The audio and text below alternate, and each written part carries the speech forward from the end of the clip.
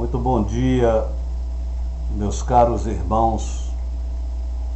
Mais uma vez aqui nos encontramos para a realização do nosso trabalho.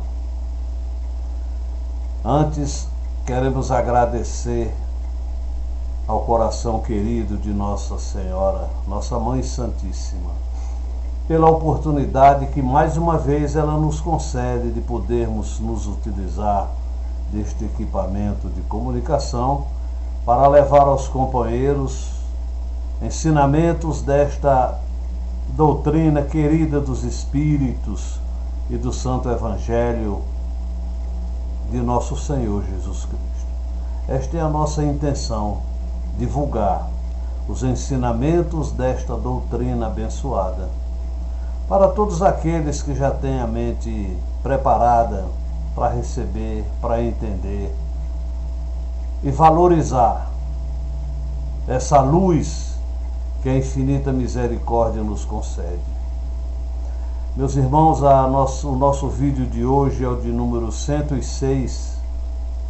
É uma mensagem do Espírito Allan Kardec para os irmãos congregados de Lérida, em abril de 1874.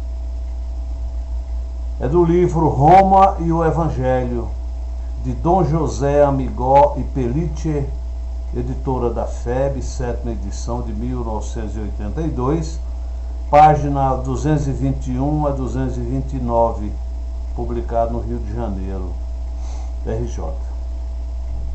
Kardec inicia assim, abre aspas, irmãos congregados, chegastes ao segundo período das vossas excursões no campo da verdade religiosa, do cristianismo em sua primitiva e celestial pureza.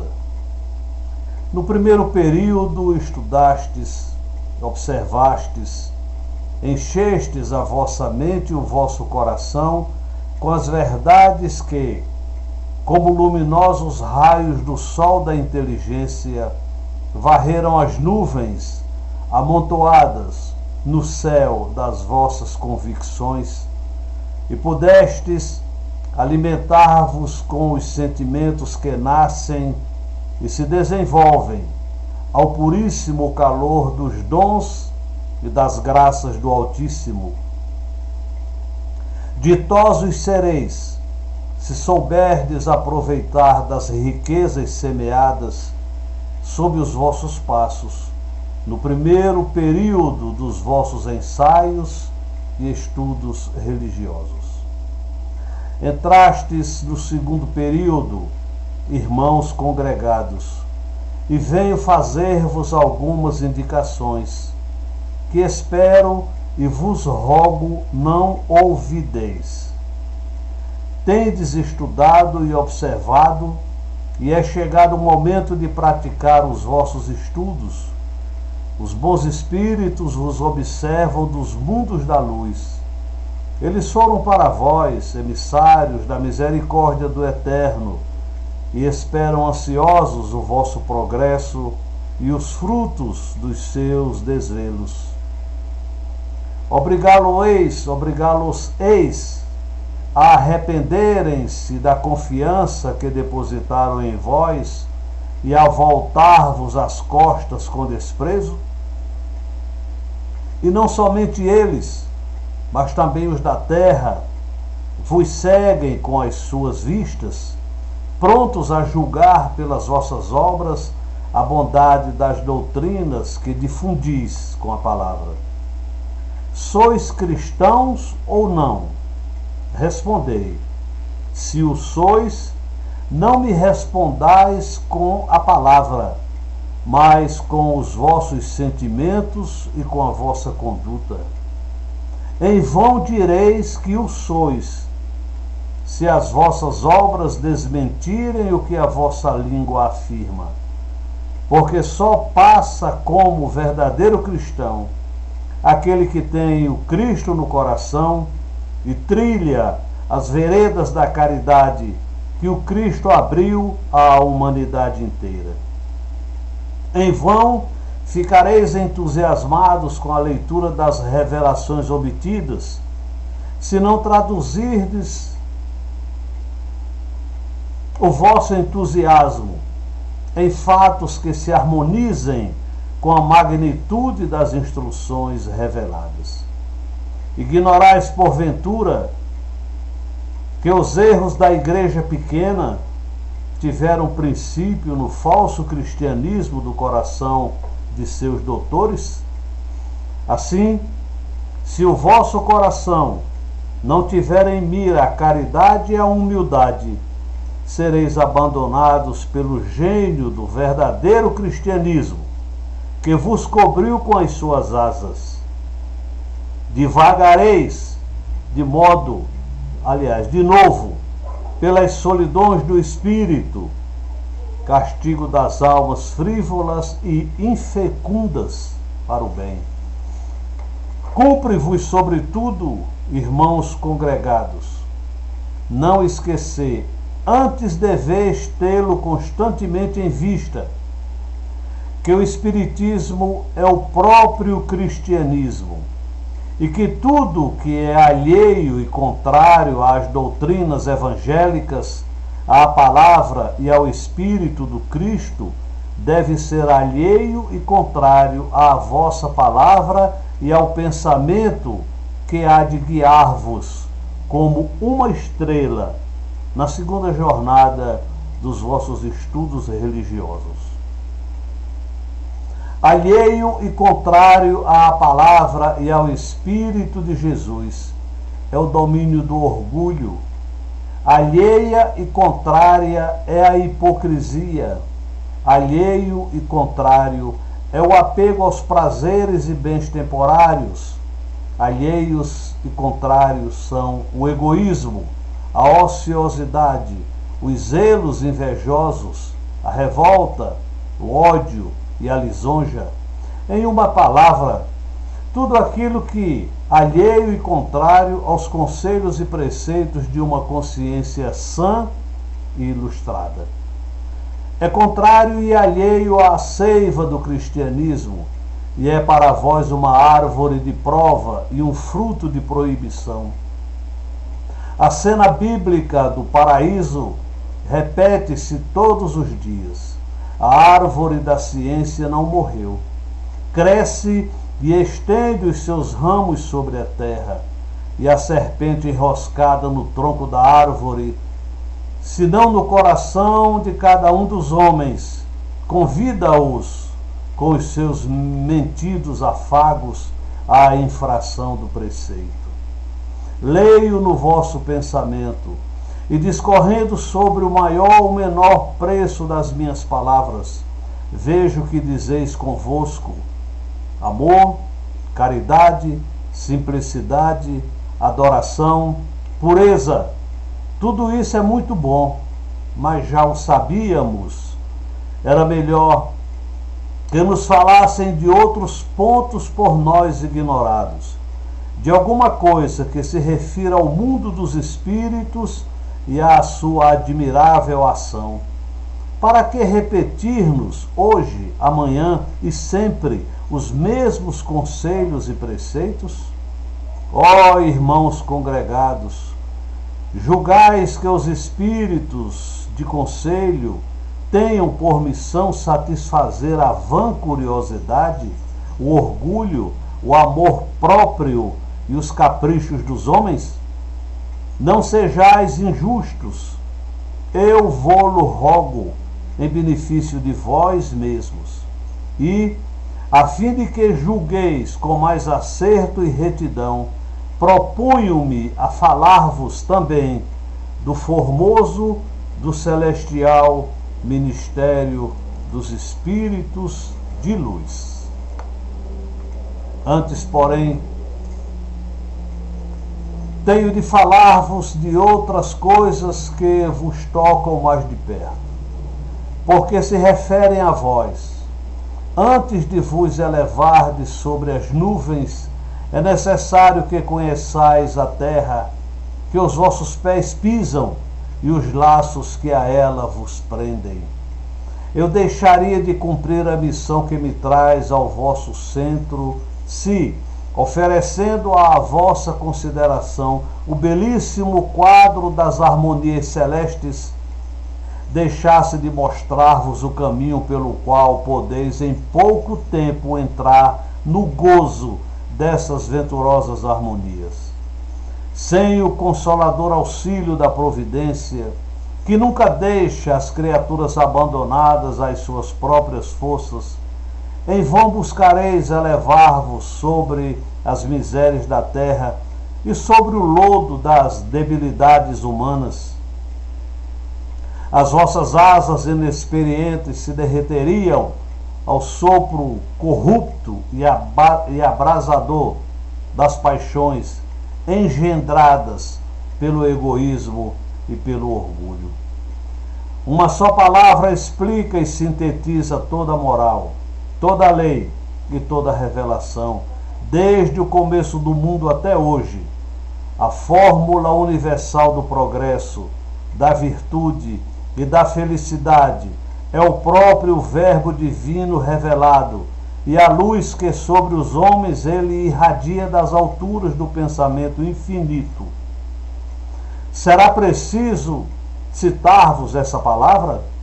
Julgo que não, porque sem esforço ela vos ocorrerá a todos, mas seria melhor, muito melhor que, em vez de tê-la escrita na vossa mente, a sentisseis, enchendo o vosso coração e comovendo incessantemente as suas fibras. Pois bem, essa palavra, caridade, que todos evocais espontaneamente, sem eu precisar repeti-la, é a fórmula que sois chamados a resolver no segundo período dos vossos estudos religiosos. É a caridade prática, como no primeiro período em que discorrestes sobre as suas belezas e excelências no terreno filosófico. Já vos manifestei que o Espiritismo e o Cristianismo são a mesma coisa. Agora vos direi mais, que ambas essas palavras significam caridade, sem a qual não há espírito verdadeiramente cristão.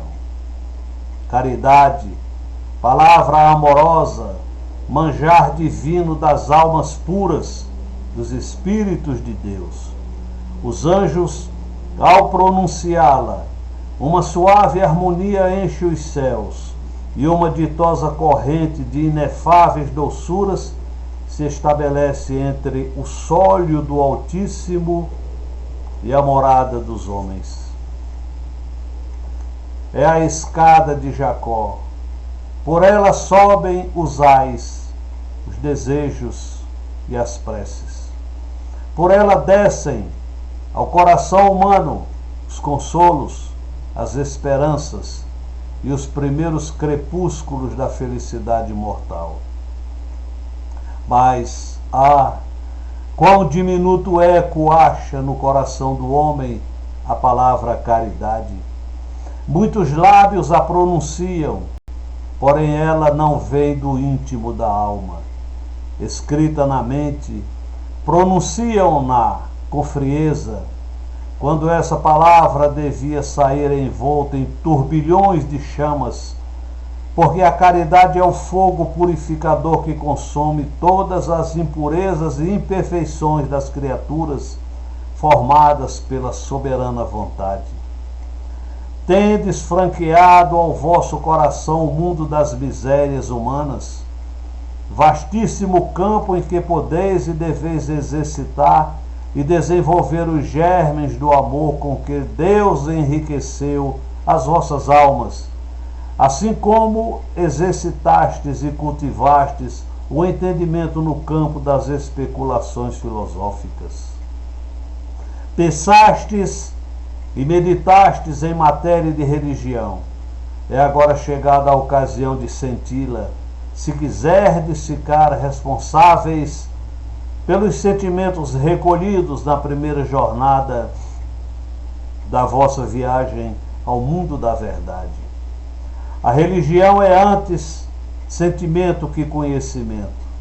Por isso, vemos muitos ignorantes crendo em Deus e amando-o sem conhecê-lo, e muitos sábios que, conhecendo-o até onde pode alcançar a sabedoria humana, não o amam, nem respeitam os decretos da sua soberana vontade. Por isso, o julgamento do primeiro será bom, visto ter cumprido a lei pela bondade do seu coração. E o julgamento do segundo será o castigo, porque conheceu a lei do bem e desprezou-a com a frieza e com o orgulho do seu espírito. Nenhum homem é condenado por não saber, mas sim por deixar de sentir, porque o livro da sabedoria é um livro geralmente fechado, mas o livro do sentimento é um livro universalmente aberto. Não é dado a todos possuir os segredos da ciência, mas sim as doçuras do pensamento, as doçuras do sentimento, cujos tesouros estão à vista de todas as criaturas, disseminadas no universo pela mão da misericordiosa providência. Desde o rei dos astros, radiante e orgulhoso, até o modesto lampadário, desde o majestoso cedro que eleva a sua copa, ameaçando romper as nuvens, até a humilde erva que se alastra no solo, desde a águia até o inseto, desde o leão até o réptil e até o gusano, desde o monarca até o último dos seus servos, desde o palácio da abundância e do prazer até a choça da miséria e da dor. Em tudo se vê em outras tantas páginas do livro do sentimento, sempre aberto à consideração dos mortais. Sois obrigados a sentir, e não vos admireis de que eu chame energicamente a vossa atenção para o sentimento e sua necessidade, porque sem ele serão inúteis todos os esforços que empregardes para pertencer ao número dos verdadeiros cristãos, dos discípulos e imitadores de Jesus, pois ele era todo caridade. Sereis cristãos especulativos e nada mais, árvores sem frutos, que o pai da família mandará arrancar para lançá-las ao fogo. O sentimento é tudo, e por isso ele está ao alcance de todos. É mais que a ciência, porque a ciência achá-la-eis entre os ímpios e entre os justos. E é mais que a filantropia, porque também os maus fazem às vezes boas obras. O que realmente sente faz, se lhe é possível, as obras do sentimento, e mesmo quando, por lhe não ser possível, não as faça perante a lei, elas são reputadas como feitas e indicadas à justiça. Vede, pois, a norma do vosso dever na segunda jornada dos vossos estudos religiosos, que é a jornada decisiva do vosso porvir. Vede-a e segui-a sem desviar-vos, ó irmãos. Tremo ao pensar que algum de vós pode ser chamado ao juízo com o gelo no coração, depois das luzes que é o onipotente do excelso tão profusamente derramou sobre as vossas cabeças. O sentimento é o amor, e o amor é a lei. Vede, portanto, que, para o cumprimento da lei, é necessário, indispensável, que ameis. O amor cobre a multidão dos pecados, porque é a chama que purifica e o bálsamo que consola. O que ama pratica exclusivamente o bem, que é a reparação do mal. E a felicidade será o prêmio das suas obras amorosas. Amai, irmãos congregados, amai, meus filhos, e no ministério do amor achareis o ministério dos espíritos perfeitos. Estes são, pelo amor e para o amor, os mensageiros cumpridores e os guardas da vontade excelsa, dessa vontade eternamente ativa, que é a lei da criação, dessa vontade que acende os luzeiros celestes e a inteligência do homem, dessa vontade que, penetrando todos os seres e todo o espaço, infunde por toda parte a força e multiplica a vida. Seres de luz, os espíritos puros e perfeitos têm por missão refletir sobre os demais a luz que recebem do inextinguível foco da sabedoria de Deus. Seres ditosos pelo amor, é seu dever a caridade, por cuja virtude se desprenderam de impurezas e imperfeições e se elevaram às moradas felizes, onde não se conhecem as misérias da terra, nem as tormentas do coração, nem as veleidades do espírito. Moradas de felicidade sempre perene, porque é a felicidade do dever, e o dever está eternamente do seu princípio. Se o dever se esgotasse aí, no mesmo momento se acabaria a lei de felicidade. Oh, que formosíssima é a missão dos mensageiros do amor e dos espíritos da luz. Pela luz e pelo amor, eles foram glorificados e aspiram constantemente à glorificação dos demais pelo amor e pela luz. Com a velocidade do pensamento, circulam sem cessar e sem cansar-se ao redor dos orbes imensos que se movem nos infinitos seios dos espaços. Orbes que vêm a ser células da colmeia universal, em cada uma das quais os espíritos puros vão depositar o mel da sua caridade. O ministério que, desde a sua elevação, os espíritos de luz exercem, vós podeis, embora em menor escala, exercer igualmente na terra. Eles veem diante de si a infinidade de mundos que necessitam do seu amor. Estais rodeados de uma infinidade de seres, para os quais o orvalho da vossa caridade é o progresso, a regeneração, a vida e a felicidade do porvir. Quantas vezes o homem que ama seus irmãos exerce a caridade, sem suspeitar que as suas obras na terra são o prelúdio de missão espiritual nas regiões celestiais.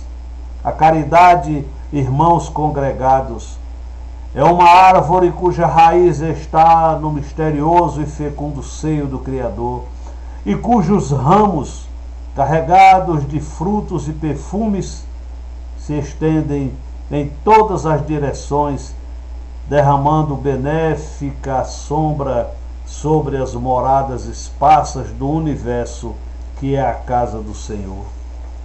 Dizeis que sois espíritas, irmãos. É bom, eu vos felicito. Sois hoje melhores do que ontem? Sereis amanhã melhores do que hoje? E ireis melhorando cada dia? Comove-vos o espetáculo da natureza e a contemplação do céu? Derramais lágrimas do coração à vista das desditas alheias? Amais, caros irmãos, a mais? O Espiritismo, que é o cristianismo, que é a caridade, permite-me repeti-lo, não se reduz a discorrer e a propagar, mas exige, antes de tudo e sobretudo, o sentimento, que é o princípio da fonte das obras que nos aproximam da perfeição e de Deus. Aquele que se cinge ao conhecimento e à prédica das verdades cristãs, mas sem as sentir nem aplicar, assemelha-se ao que descobriu um abismo e que, não obstante, se precipita nele, apesar de dar aos demais aviso do perigo. Que minhas palavras não sejam para vós um motivo de desalento. Demasiado conheço as debilidades da natureza humana para estranhar as vossas e poder exigir que vos liberteis rapidamente de todas as impurezas. Como poderei exigir de vós o que foi e é ainda impossível para mim? Eu não faço outra coisa senão chamar a vossa vontade e os vossos sentimentos para o bem, mostrar-vos o caminho que juntos temos que percorrer, para nos aproximarmos da ideia sempre progressiva da perfeição espiritual. Os anjos do Senhor, esses ditosos seres que bebem o amor em seu divino manancial, e dos quais, como de outras tantas fontes, emana a caridade que rege e fecunda as pobres plantas humanas, esparsas pelo universo. Os anjos do Senhor descerraram aos olhos de minha alma um dos véus que escondiam a luz da verdade, a fim de que eu possa fazer e faça o mesmo convosco. E como vi que a verdade está na virtude, e só na virtude chamei-vos à prática do amor, compêndio de todas as virtudes irradiadas do divino foco. Vou terminar, irmãos congregados, sejamos todos cada dia melhores em Jesus. O seu jugo é suave e podem carregá-lo ainda os mais débeis e imperfeitos.